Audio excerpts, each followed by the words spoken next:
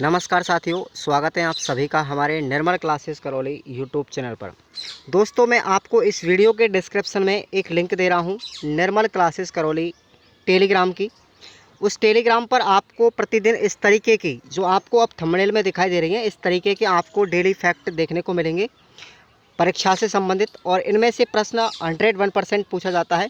तो आप लोग उस टेलीग्राम चैनल को ज्वाइन जरूर करें। डिस्क्रिप्शन बॉक्स में लिंक दे रहा हूँ मैं आपको। और आज हम इस टॉपिक की बात करेंगे, राजस्थान के प्रमुख लोक देवता। इम्पोर्टेंट टॉपिक है साथियों, पर्यावरण के अंदर भी है और ये रीट मेंस की कला संस्कृति के अंदर भी टॉपिक पढ़ा जाएगा। तो आपको प्री के लिए पढ़ा रहा हूँ वर्तमान में मैं। इस क्लास के अंदर पर्यावरण में टॉपिक दिया गया है राजस्थान के लोक देवता। तो आप लोग पूरा क्लास देखेंगे एंड तक, और ये हम 2 क्लासों में पढ़ेंगे साथियों। इसको काफ़ी लंबा चैप्टर है। तो भाग नंबर पहला हम पढ़ते हैं आज, राजस्थान के लोक देवता। साथियों, सबसे पहले आपको पता होना चाहिए कि लोक देवता कहते किसको हैं। लोक देवता की परिभाषा क्या है? तो ऐसे व्यक्ति जो साधारण समाज में जन्म लेकर के अपने कार्यों की बदौलत से समाज के अंदर पूजे जाते हैं, वो कहलाते हैं हमारे लोक देवता। समझ में आ गया? चलिए अब देखेंगे पीर क्या चीज़ होती है साथियों। पीर की बात करते हैं। तो पीर साथियों, आपने नाम सुना होगा, गोगा पीर, ठीक है, रामदेव जी पीर। तो ऐसे लोक देवता जो सभी धर्मों में सामान्य रूप से पूजे जाते हैं, वो हमारे पीर कहलाते हैं। और राजस्थान में 5 पीर है, याद रखना, जिनको हम पंच पीर के नाम से जानते हैं। तो वो पंच पीर कौन कौन से हैं, मैं आपको ट्रिक बता रहा हूँ एक बार, और सबके बारे में फिर विस्तार से हम अध्ययन करेंगे। ट्रिक है हमारी, राह में गोपाल मिले। राह में गोपाल मिले। राय का मतलब हो गया साथियों रामदेव जी और हड़बू जी। मैं का मतलब हो गया मेहा मांगलिया जी, और गोपाल का मतलब हो गया गोगा जी, और पा का मतलब पाबू जी। तो ये पंच पीर हैं हमारे। और ये प्रश्न कई बार एग्जाम में पूछा गया है कि निम्न में से पंच पीर में शामिल नहीं है। तो रामदेव जी, हड़बू जी, मेहा मांगलिया जी, गोगा जी और पाबू जी, इनके अतिरिक्त अगर आपको कोई भी दिया जाए तो वो पंच पीरों में शामिल नहीं होगा साथियों। अब हम बात करते हैं साथियों, सर्वप्रथम हमारे लोक देवता आते हैं रामदेव जी। रामदेव जी का जन्म की बात करें साथियों, तो ये विक्रम संवत 1405 में हुआ था, और उंडू कश्मीर बाड़मेर के अंदर। जन्म स्थान क्या है इनका? उंडू कश्मीर बाड़मेर में। इनके पिता का नाम था अजमल दे, माता का नाम था मैना दे, पत्नी का नाम था नेतल दे, और इनकी बहन का नाम था साथियों सुगना बाई। सुगना बाई इनकी माता का नाम, बहन का नाम था। और लाछा, लाछा भी इनकी एक बहन थी। उसके बाद इन्होंने धर्म की बहन किसको माना था साथियों? इनकी धर्म की बहन थी डाली बाई। कौन थी? डाली बाई। कहानी हम आगे पढ़ेंगे। इनके भाई का नाम था साथियों बीरम देव, जो बलराम के अवतार माने जाते हैं। और खुद अगर बात करें रामदेव जी की, तो ये कृष्ण के अवतार माने जाते हैं।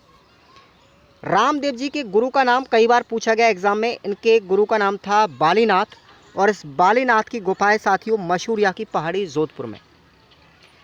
रामदेव जी की सवारी, अगर आपसे सवारी या वाहन का नाम पूछा जाए तो इनके घोड़े का नाम था लीला घोड़ा, जिसको हम रेवंत के नाम से जानते हैं। रेवंत जो लीला घोड़ा था वो किसका था साथियों? वो रामदेव जी का था। ये कृष्ण के अवतार के रूप में समाज के अंदर पूजे जाते हैं, और ये राजपूत जाति के थे। इनका गोत्र था साथियों तंवर, और ये अर्जुन वंशीय थे। अब बताओ, इनके जीवन परिचय से संबंधित अगर आपको कोई भी प्रश्न दिया जाएगा एग्जाम में, तो वो गलत नहीं होगा। इनको कई उपनामों से जानते हैं साथियों रामदेव जी को। इनको हम सांप्रदायिक सद्भावना के लोक देवता कहते हैं। इनको रामसा पीर के नाम से जाना जाता है। पीरों के पीर भी इनको कहा जाता है, और कुष्ठ रोग के निवारक लोक देवता रामदेव जी को कहते हैं। तो इम्पोर्टेंट पॉइंट है, सबके सब याद रखना। रामदेव जी की बात करें साथियों, तो ये भारत के सबसे बड़े लोक देवता के रूप में माने जाते हैं। भारत के सबसे बड़े अगर लोक देवता की बात की जाए तो वो कौन है? रामदेव जी। और जनसंख्या की दृष्टि से इनका मेला भी लगता है राजस्थान में, रूणीचा जैसलमेर, जो सबसे बड़ा मेला माना जाता है। इनके सहयोगी थे साथियों, कौन कौन थे? याद रखना, रत्ना राय का, लक्की बंजारा और हरजी भाटी, ये इनके फ्रेंड थे, इनके दोस्त थे, इनके सहयोगी थे। आपसे कई बार प्रश्न भी पूछा गया है कि ऐसे राजस्थान के एकमात्र लोक देवता जो कवि थे, पोइट थे, वो कौन है साथियों? रामदेव जी थे। ये कवि भी थे, और इन्होंने 2 ग्रंथों की रचना भी की थी, और कई बार एग्जाम में पूछा भी गया है। 2 ग्रंथ लिखे थे साथियों, और इनका प्रमुख जो ग्रंथ है वो है हमारा 24 वाणियाँ, और दूसरा ग्रंथ है बाबारी पर्ची। कौन कौन से हैं? 24 वाणियाँ और बाबारी पर्ची, ये 2 ग्रंथ इन्होंने लिखे थे। इम्पॉर्टेंट है, रामदेव जी ने साथियों कामड़िया पंथ की स्थापना की थी। कामड़िया पंथ किसने चलाया था? रामदेव जी ने। और इस कामड़िया पंथ के जो लोग थे वो 13 ताली नृत्य करते हैं साथियों इसके मेले में। इसका मेला जब लगता है तो कामड़िया जो पंथ के लोग हैं वो 13 ताली नृत्य करते हैं। तो 13 ताली नृत्य का संबंध किससे है? रामदेव जी से। इन्होंने भैरव नामक राक्षस का वध भी किया था। और इम्पोर्टेंट एक लाइन आपको दे रहा हूँ, आपसे कई बार पूछा गया प्रश्न है कि राजस्थान में शुद्धि आंदोलन के जनक कौन हैं? तो रामदेव जी हैं राजस्थान में शुद्धि आंदोलन के जनक। रामदेव जी ने साथियों मूर्ति पूजा का विरोध किया था। रामदेव जी ने मूर्ति पूजा का विरोध किया था। और रामदेव जी के साथियों पगल्ले पूजे जाते हैं। इनके पद चिन्ह जो हैं उनको पगल्ले कहा जाता है और उनकी पूजा की जाती है राजस्थान के अंदर। इन्होंने अपनी बहन सुगना का विवाह किया था साथियों पुंगल के शासक विजय सिंह से। पुंगल के शासक विजय सिंह से अपनी बहन सुगना बाई का विवाह किया था और पोकरण इनको दहेज में दिया। किसको? विजय सिंह को। तथा रूणीचा की स्थापना भी इन्होंने की थी। और उसी रूणीचा के अंदर साथियों इनका मेला लगता है भाद्रपद शुक्ल द्वितीया से लेकर के 11 तक इनका मेला लगता है, याद रखना। और ये मेला मारवाड़ का कुंभ कहलाता है। मारवाड़ का कुंभ कहलाता है। और बात की जाए कि जनसंख्या की दृष्टि से राजस्थान का सबसे बड़ा मेला कौन सा है? रूणीचा जैसलमेर में लगता है साथियों, और यही रामदेव जी का मेला है। अब इनसे संबंधित कुछ आपको मुख्य शब्दावली याद रखनी है। रामदेव जी की जो ध्वजा है साथियों पचरंगी ध्वजा, उसको हम नेजा कहते हैं। इनसे कई बार प्रश्न आए हुए हैं एग्जाम में, याद रखेंगे। रामदेव जी के भक्तों को साथियों हम रिखिया कहते हैं। क्या कहेंगे? रिखिया। इनके जो गीत गाए जाते हैं उनको ब्यावले कहा जाता है। गीत क्या कहलाते हैं? ब्यावले। और इनका जो मंदिर है साथियों, इनके मंदिर पर कपड़े के घोड़े चढ़ाए जाते हैं जिनको हम घोड़ले कहते हैं। और इनके जो धागे होते हैं उन धागों को पात्री कहा जाता है। इनका जब रात्रि जागरण किया जाता है उस रात्रि जागरण को जंबा जागरण के नाम से जानते हैं। और रामदेव जी के लिए जब पैदल यात्रा जाती है लोगों की तो उस पैदल यात्रा को जातरू कहा जाता है। और रामदेव जी के पंथ में जो कामड़िया पंथ है साथियों वो कसम कही जाती है, उस कसम को हम आन कहते हैं। और इनका छोटा एक मंदिर होता है जिसको हम क्या कहेंगे? थान कहते हैं। और वो कदम के वृक्ष के नीचे बनाया जाता है। तो ये कुछ इंपॉर्टेंट शब्दावली थी रामदेव जी से रिलेटेड, आपको याद रखनी है, प्रश्न पूछा जाता है इनसे। आगे चलते हैं साथियों। रामदेव जी का जो मेला है वो रूणीचा जैसलमेर में लगता है, जिसे राजस्थान का सबसे बड़ा, राजस्थान का रामदेवरा अगर आपसे पूछा जाए तो रामदेवरा राजस्थान का है रूणीचा जैसलमेर, जो राजस्थान का सबसे बड़ा मेला है। जनसंख्या दृष्टि से रामदेवरा कहलाता है ये। और पूछा जाए कि छोटा रामदेवरा कहाँ लगता है तो वो हमारा गुजरात के अंदर लगता है। आपको बात कर लेते हैं, आगे देखिए। रामदेव जी के पूजा स्थल, देखो रामदेव जी का राजस्थान में अगर हम बात करें तो सबसे बड़ा रामदेवरा जैसलमेर रूणीचा में है। और छोटा रामदेवरा बात करें राजस्थान का छोटा रामदेवरा वो है साथियों खूंडियास अजमेर के अंदर। और भारत का सबसे छोटा रामदेवरा भारत का पूछा जाए तो वो जूनागढ़ गुजरात के अंदर है। और इसके अलावा रामदेव जी के कई जगह पर पूजा स्थल हैं, जैसे सुरताखेरा चित्तौड़गढ़, बरहातिया पाली में और काठोड़ी नागौर के अंदर। तो ये आप लोगों को इनके स्थल याद रखने हैं। अगले आते हैं हमारे गोगाजी महाराज। गोगा जी का जन्म की बात करें साथियों तो इनका जन्म ददेरवा चूरू के अंदर हुआ था। इनके पिताजी का नाम था जेवर सिंह और माता का नाम था बाछल दे। बताओ कहानी समझ में आ रही है ना? अच्छे से समझ में भी आएगा और नोट्स भी अच्छे बनेंगे, प्रश्न बाहर नहीं जाएगा एग्ज़ाम में। आप लोग ये समझ रहे होंगे कि ये तो केवल नोट्स ही हैं लेकिन बहुत काम के होते हैं। नोट्स बहुत बेशकीमती चीज़ होती है, ये चीज़ें ऐसी होती हैं जो खुद की मेहनत से बनाई जाती है। गोगा जी की पत्नी का नाम था साथियों, इनकी 2 पत्नियां थी, याद रखना इनकी 2 पत्नियां थी। एक पत्नी का नाम था सुरियल जो उत्तर प्रदेश के कजरी वन की पुत्री थी, और दूसरी पत्नी का नाम था केमल दे जो जोधपुर के शासक की पुत्री थी। तो 2 इनकी पत्नियां इंपॉर्टेंट हैं साथियों। इनके अगर पुत्रों की संख्या पूछी जाए तो कुल इनको 47 पुत्र हुए थे। और इनके गुरु का नाम था गोरखनाथ, और कई बार एग्जाम में पूछा गया है। गोगा जी के गुरु का नाम था गोरखनाथ, और ये गोगा जी भी राजपूत जाति के थे, और इनका वंश कौन सा था? चौहान वंश था। अब इनके बारे में बात की जाए तो इनके गीत जो हैं साथियों, गोगा जी के गीत कहलाते हैं छावली। क्या कहलाते हैं? छावली। और गोगा जी का जो पुजारी होता है उसको चायल कहा जाता है।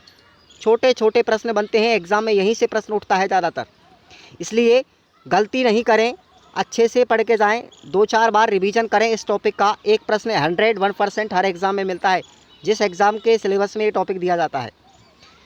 और गोगा जी का जो थान होता है साथियों, वो खेजड़ी के वृक्ष के नीचे बनाया जाता है, और इनकी ध्वजा जो होती है वो सफ़ेद रंग की होती है। गोगा जी की ध्वजा सफ़ेद रंग की होती है। इनके मौसेरे भाई का नाम याद रखना आप लोग। इनके 2 मौसेरे भाई थे, एक का नाम था अर्जन और दूसरे मौसेरे भाई का नाम था सर्जन, तो ये दोनों का नाम याद रखना। और इनका प्रतीक चिन्ह क्या था साथियों गोगा जी का? वो था पत्थर की मूर्ति पर सांप अंकित किया जाता था। पत्थर की मूर्ति पर सांप अंकित कर देते थे, तो वो प्रतीक चिन्ह माना जाता है गोगा जी का। और गोगा जी का उपनाम आपको याद रखने, गौ रक्षक देवता के नाम से जानते हैं, और ये सांपों के देवता हैं, और ये साक्षात देवता भी कहलाते हैं, जिसको ज़हार पीर की उपाधि दी गई है। ध्यान रखना, ज़हार पीर की उपाधि किसको दी गई थी साथियों? गोगा जी को दी गई थी। इन्होंने महमूद गजनबी से युद्ध किया था। कई बार प्रश्न पूछा गया है कि ऐसे कौन से लोक देवता हैं जिन्होंने महमूद गजनबी के साथ युद्ध किया। वो है साथियों गोगा जी महाराज, और युद्ध करते करते ये वीरगति को प्राप्त हो गए।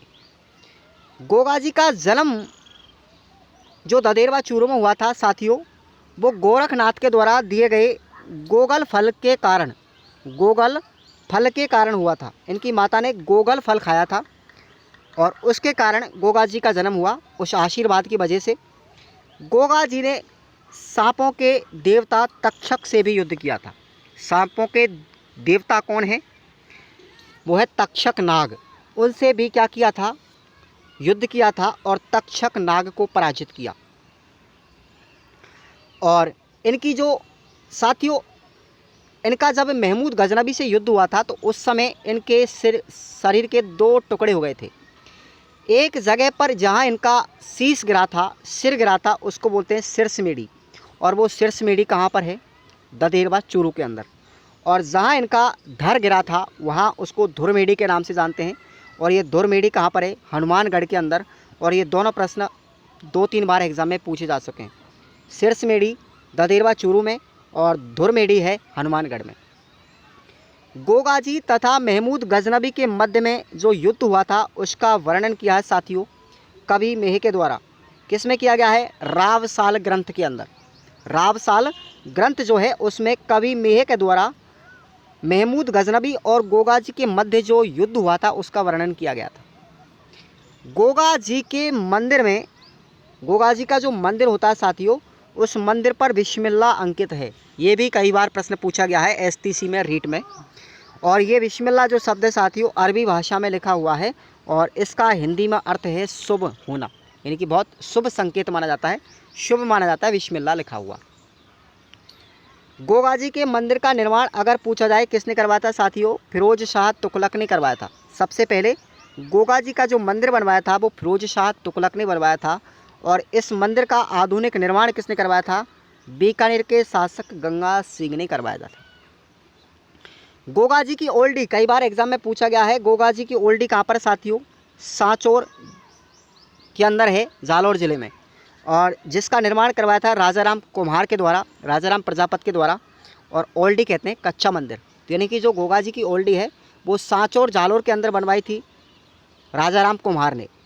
गोगा जी का जो मंदिर होता है साथियों वो मकबरे नुमा है। ये भी कई बार एग्जाम में पूछा गया है कि गोगा जी का जो मंदिर है वो मकबरे नुमा आकृति में बनाया जाता है।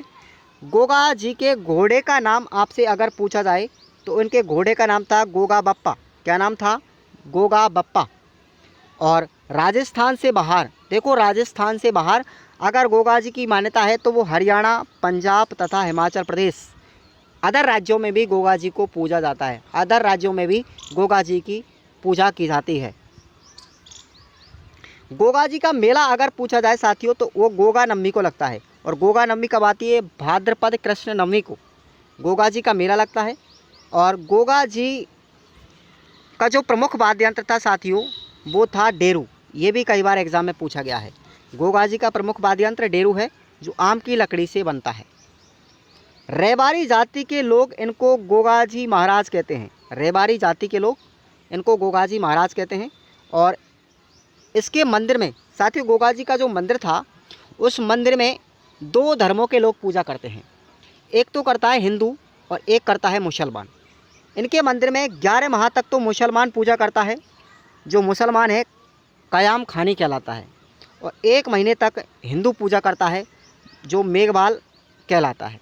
तो ये आपको पॉइंट याद रखने हैं। गोगाजी से संबंधित प्रश्न एक भी बाहर नहीं जाएगा। नोट कर लो आप लोग इस चीज़ को मेरी को। आगे बात करते हैं पाबूजी महाराज।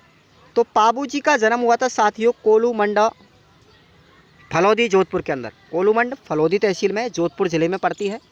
और पाबूजी के पिता का नाम था साथियों धांधल जी और इनकी माता का नाम था कमला दे। इनकी पत्नी का नाम था साथियों फूलन दे। क्या नाम था? फूलन दे।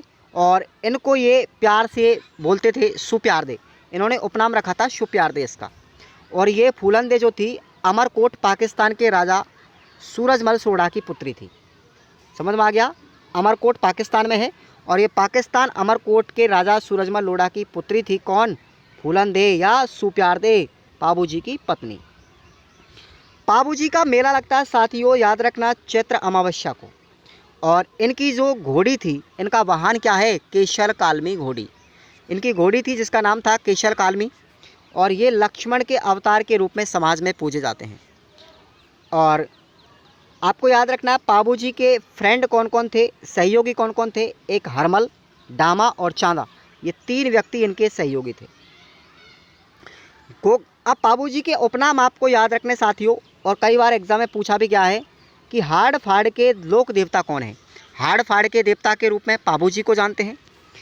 प्लेग रोग निवारक देवता, प्लेग की जो बीमारी होती है ना उसका लोक देवता निवारक देवता कौन है? वो है पाबूजी। गौरक्षक लोक देवता के रूप में पूजे जाते हैं। और इनकी जाति थी साथियों राजपूत और इनका वंश था राठौड़ वंश। छोटे छोटे प्रश्न पूछे जाएंगे तो यहीं से पूछे जाएंगे। पाबूजी ने देवल चारणी की गायों की रक्षा करते हुए जोधपुर नामक स्थान पर अपने बहनोई जिंद्राव खींची से युद्ध किया था और युद्ध करते करते वीरगति को प्राप्त हो गए। जिंद्राव खींची जो था साथियों इनके जीजाजी थे, इनके बहनोई थे। और देवल चारणी की गायों को पकड़ के कौन ले गया था? जिंद्राव खींची। तो जिंद्राव खींची से युद्ध किया था पाबूजी ने देवल चारणी की गायों को बचाने के लिए। और उस युद्ध में ये वीरगति को प्राप्त हो गए। पाबूजी की जीवनी किसने लिखी थी साथियों?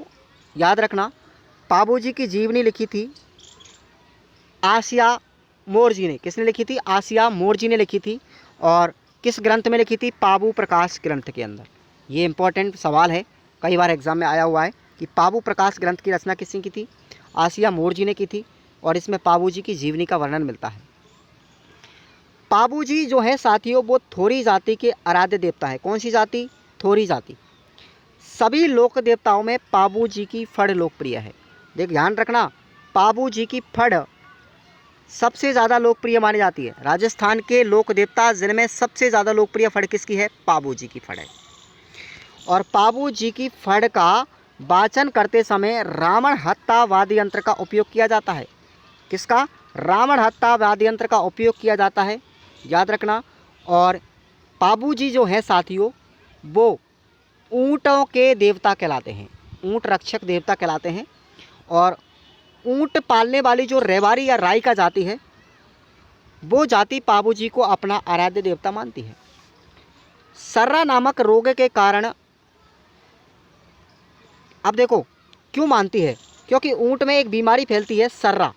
और इस सर्रा नामक बीमारी के कारण रेवारी जाति के लोग इस पाबूजी महाराज की पूजा करते हैं। इसलिए सर्रा रोग के निवारक देवता कौन है? पाबूजी हैं। और याद रखना मारवाड़ यानी जोधपुर में सबसे पहले ऊँट लाने का श्रेय किसको जाता है? पाबूजी को ही जाता है। कई बार एग्जाम में पूछा गया है मारवाड़ में सबसे पहले ऊँट कौन लेकर आए थे? पाबूजी लाए थे। इसलिए पाबूजी को ऊँटों का देवता भी कहते हैं। इनके मेले पर साथियों नृत्य भी किया जाता है। कौन सा नृत्य है? थाली नृत्य किया जाता है इनके मेले पर। अगले हमारे आते हैं हड़बूजी महाराज। ये भी पंचपीरों में शामिल हैं। हड़बू जी का जन्म हुआ था साथियों बुंडेल नागौर के अंदर, और इनके पिता का नाम था मेहाजी सांखला, और ये रामदेव जी जो थे उनके मौसेरे भाई थे। रामदेव जी इनके मौसेरे भाई थे। रामदेव जी और हड़बू जी मौसी मौसी के थे। ये राव जोधा के समकालीन लोक देवता थे। राव जोधा जो थे साथियों मारवाड़ के शासक, उस समय के लोक देवता माने जाते हैं हड़बू जी। इनकी जाति थी साथियों हड़बू जी की राजपूत जाति के थे, और इनका गोत्र था सांखला। और इनकी सवारी आप लोग याद रखना, सवारी का नाम था श्यार नाम था, जिसको हम क्या बोलते हैं रात्रि के समय बोलते हैं ना, उसको जो रात्रि के समय बोलता है श्यार, गीदड़ जिसको हम बोलते हैं ग्रामीण भाषा में, तो वो इनकी सवारी थी। राव जोधा जो थे साथियों जोधपुर के शासक, उन्होंने हड़बू जी को बेंगटी क्षेत्र और एक बैलगाड़ी भी दी थी। देखो याद रखना, ये प्रश्न बहुत बार पूछा गया है कि राव जोधा ने हड़बू जी को कौन सा क्षेत्र भेंट में दिया था, तो बेंगटी क्षेत्र दिया था, और एक बैलगाड़ी भी दी थी। और इस बैलगाड़ी में हड़बू जी जो थे वो अपंग गायों के लिए चारा लेकर के आते थे इसी बैलगाड़ी में। इनके मंदिर में बैलगाड़ी की पूजा की जाती है। प्रश्न इंपॉर्टेंट है, ऐसे कौन से लोक देवता हैं जिनकी बैलगाड़ी की पूजा की जाती है, तो वो हैं हड़बू जी महाराज। इनका मेला भी लगता है साथियों भाद्रपद शुक्ला चतुर्दशी को, और इनके उपनाम है कि ये गायों के सेवक कहलाते हैं और शकुन शास्त्र के ज्ञाता। इंपॉर्टेंट प्रश्न है, बहुत बार एग्जाम में आया हुआ है। शकुन शास्त्र के ज्ञाता कौन से लोक देवता हैं, तो वो हैं साथियों शकुन शास्त्र के बारे में जानते थे ये, वो थे हड़बू जी महाराज। अगले लोक देवता हैं हमारे मेहा मांगलिया जी। मेहा मांगलिया जी का जन्म हुआ था साथियों बापनी जोधपुर के अंदर, और यहीं पर इनका पूजा स्थल है। ये राव चूड़ा के समकालीन लोक देवता थे। इनके पिता का नाम था गोपाल राम सांखला। इनकी जाति थी साथियों राजपूत, और इनका भी गोत्र था सांखला। इनकी सवारी मेहा मांगलिया जी हैं, उनकी सवारी उनके वाहन का नाम था किरण काबरा। क्या नाम था? किरण काबरा इनके घोड़े का नाम था। और इनका मेला लगता है भाद्रपद शुक्ल अष्टमी को, मेहा अष्टमी जिसको कहते हैं, उस दिन इसका मेला लगता है। और मेहा जी के पुजारी की वंश वृद्धि नहीं होती है, ये आप लोग याद रखना, इंपॉर्टेंट पॉइंट है। ऐसे कौन से लोक देवता हैं जिनके पुजारियों की वंश में वृद्धि नहीं होती, वो है साथियों मेहा जी के पुजारी। अब देखना, कर्नल जेम्स टोड जो थे साथियों, उन्होंने मेहा जी का गोत्र पवार बताया। क्या गोत्र बताया? पवार बताया था। और कुछ इतिहासकार इनका गोत्र सांखला मानते हैं। क्या मानते हैं? सांखला मानते हैं। तो ये भी आप लोग क्लियर कर लें। उसके बाद हमारे आते हैं मल्लीनाथ जी। अब देखो, हमने अब तक 5 पंचपीरों के नाम पढ़े, उनके बारे में पूरी डिटेल्स के साथ जानकारी ली। अब हम पढ़ते कुछ अन्य लोक देवता। आते हैं हमारे मल्लीनाथ जी। मल्लीनाथ जी का जन्म हुआ था साथियों सन 1358 में तिलवाड़ा बाड़मेर के अंदर। तिलवाड़ा बाड़मेर इनका जन्म स्थान है। और इनके पिता का नाम था राव तीड़ा। क्या नाम था? राव तीड़ा। और मल्लीनाथ जी की माता का नाम था जीणा दे। इनकी पत्नी का नाम था रूपा दे। और इनके गुरु का नाम था उगमासी भाटी। क्या नाम था? उगमासी भाटी। और इसको कई उपनामों से जानते साथियों। जो हमारे मल्लीनाथ जी हैं उनको त्राता, सिद्ध लोक देवता और मालानी का धनी, इन सभी नामों से जाना जाता है। 1378 में मल्लीनाथ जी ने दिल्ली के शासक फिरोज शाह तुगलक तथा मालवा के सूबेदार निज़ामुद्दीन को हराया था। इन दो लोक देवता जो लोक देवता हैं मल्लीनाथ जी, इन्होंने फिरोज शाह तुगलक और निज़ामुद्दीन इन दोनों के साथ में युद्ध भी किया था। 1394 ईस्वी में राव चूड़ा को मंडोर विजय में इन्होंने सहायता की थी। याद रखना, राव जो चूड़ा थे जोधपुर के शासक, उनके साथ भी इन्होंने सहयोग किया था मंडोर विजय में। और मल्लीनाथ जी के द्वारा एक पंथ चलाया गया था जिसका नाम है कुंडा पंथ। 1399 ईस्वी के अंदर कुंडा पंथ की स्थापना की थी। और ये भी इम्पोर्टेंट क्वेश्चन है। मारवाड़ क्षेत्र में इन्हें चेचक तथा बोदरी निवारक देवता के रूप में पूजा जाता है। चेचक के देवता और बोदरी निवारक देवता मारवाड़ क्षेत्र में पूजे जाते हैं। कौन? मल्लीनाथ जी। मल्लीनाथ जी का साथियों एक पशु मेला भी लगता है और बहुत फेमस भी है। कहाँ लगता है? तिलवाड़ा बाड़मेर के अंदर इनका पशु मेला लगता है। और कब लगता है? चैत्र कृष्णा 11 से लेकर के चैत्र शुक्ला 11 तक, यानी कि पूरा 15 दिन तक इनका ये मेला चलता है, सबसे बड़ा मेला है। और ये राजस्थान का सबसे प्राचीन पशु मेला माना जाता है। ध्यान रखना, कौन सा? मल्लीनाथ जी का मेला। इनका जब मेला लगता है साथियों, इस मेले में काकरोच और थारपाकर नस्ल के पशुओं की सर्वाधिक बिक्री की जाती है, खरीदे जाते हैं और बेचे भी जाते हैं। और अगली हम क्लास में पढ़ेंगे साथियों बिग्गा जी, उसके बाद कुछ अन्य लोक देवता, सबके बारे में पूरी डिटेल्स के साथ बात करेंगे। आप लोग दोनों क्लासों को मिस नहीं करना है। रात्रि 9 बजे आप लोग पूरी क्लास लें। क्लास से आपको एक एक टॉपिक पढ़ने को मिलेगा और साथ ही साथ आप इन नोट्सों को बनाएंगे। Khurana study official app download करेंगे, हमारे डिस्क्रिप्शन बॉक्स में उसका लिंक दिया गया है, या फिर प्ले स्टोर से भी आप उसको डाउनलोड करें। प्री की तैयारी करने वालों को मात्र 59 रुपये में कोर्स है पूरा कंप्लीट सभी विषयों का, और मेंस की तैयारी करने वालों को मात्र 99 रुपये में पूरा कोर्स है और नोट्स भी साथ साथ हैं। बाद में आपको टेस्ट सीरीज़ भी चलाई जाएगी जैसे ही आपको कोर्स होगा। चिंता करने की कोई बात नहीं है, आप लोग चिंता छोड़ दीजिए कि मैं तैयारी किस तरीके से करूं और क्या क्या चीज़ें पढूं। आप लोग इनको ही पढ़ के आप अच्छे नंबर ला सकते हैं। धन्यवाद साथियों, चैनल को सब्सक्राइब ज़रूर कर लीजिएगा।